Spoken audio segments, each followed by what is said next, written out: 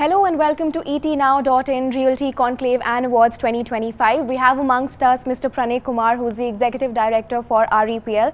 It's a pleasure to have you amongst us, sir. Thank you. So my very first question for the audience is, what is REPL? Can you please take us through it?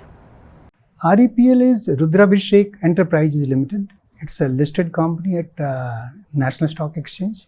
It provides end-to-end services in terms of consulting, and that too in real estate. There are others like urban and water, defense, as well as geotechnical areas. So how do you differentiate REPL's consultancy services from the already existing players that are there in the Indian market? Well, most of the players are either very focused or they provide some part of it.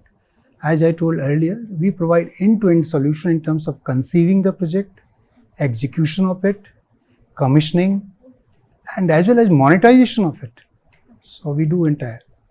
Okay, so what is REPL's long-term vision, and especially in the Indian real estate sector, especially with the emerging urbanization trends? When you see emerging urbanization trend, all areas are firing. Commercial, residential, retail, hotel, hospital, data centers, they're all growing faster, 10% plus rate.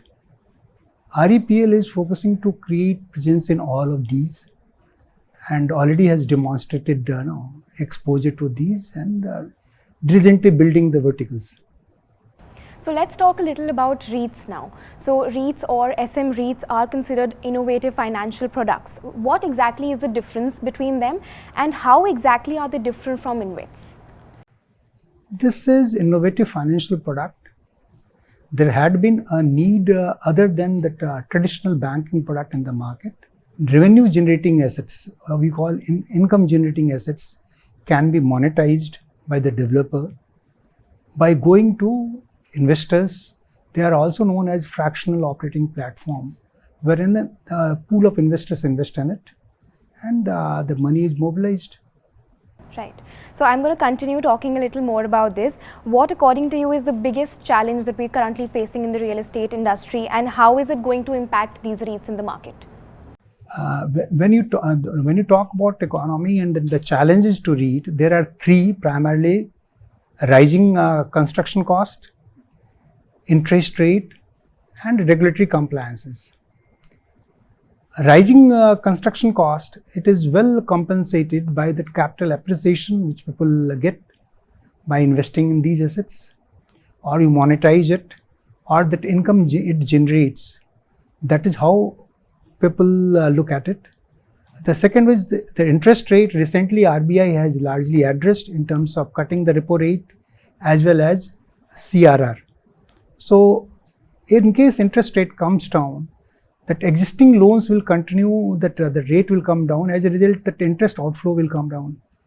And naturally, the return to that investor or the owner definitely improves. And last but not the least is the regulatory.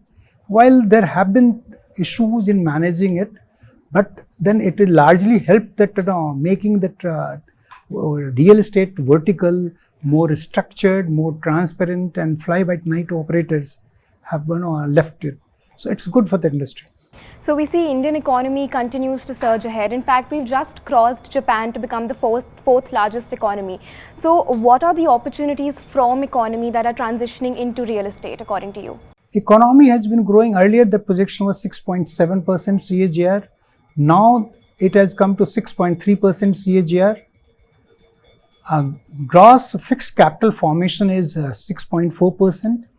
These are what you call real growth rate. So if you talk nominal growth rate, over 10% growth will come to real estate. All will fire. Purpose-built student accommodation will grow by almost 1 million beds, which means 135 million square feet. If you talk about commercial, leasing activity in top 6 cities itself will come to 65 to 70 million square feet. You talk about retail, another 6 million square feet. You name any, including your hospital or data center, every will be plus 1 million, 2 million square feet will come up. All these assets throw tremendous opportunity for REIT and over 8 trillion rupees is what is the requirement to invest and monetize it. So, an extension to this question, in the last few years, we've seen a lot of development and growth, especially when it comes to the tier 2 cities. So, especially when it comes to the real estate market, how has that impacted the growth of REITs in these locations? REIT has been relatively newer product. Penetration is very low, not more than 2 to 3% penetration has come. Naturally, more awareness is required. Sessions like this, will definitely help people to understand it. Largely, REIT has been focused on top 6 cities of the country. However, the demand is all over. Tier 2 cities, tier 3 cities also it is there. Particularly, I see the first takeoff will come from commercial as well as the purpose-built student accommodation. Other areas will take little longer. What would your advice be to somebody who's confused between buying a home or investing in REITs? Buying a home has been a dream and a prestigious thing in our society. Everybody would like to have a home. However, you may not get home near your place where you want to stay, or you may not be, this may be a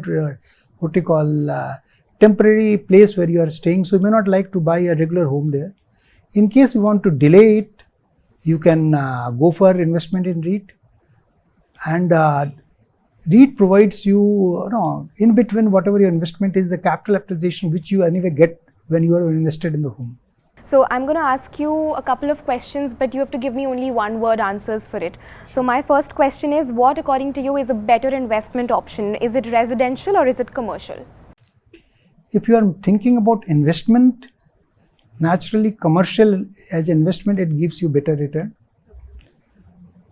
Residential, if you talk about co-living or student housing, it is also giving commensurate return. Okay. If your dream house could have one magical feature, what would that feature be? AI is the buzzword. We would imagine AI enabled all IoT operated house gadgets. Right. I'm sure that's a dream for all of us. Thank you so much for being a part of this conversation. I'm sure it was very insightful for all of us. It was a pleasure talking to you. Thank you. Thank you so much. It was a privilege for me to be here. Thank you. Thank you. If you like this video, then like, share and subscribe to ET Now.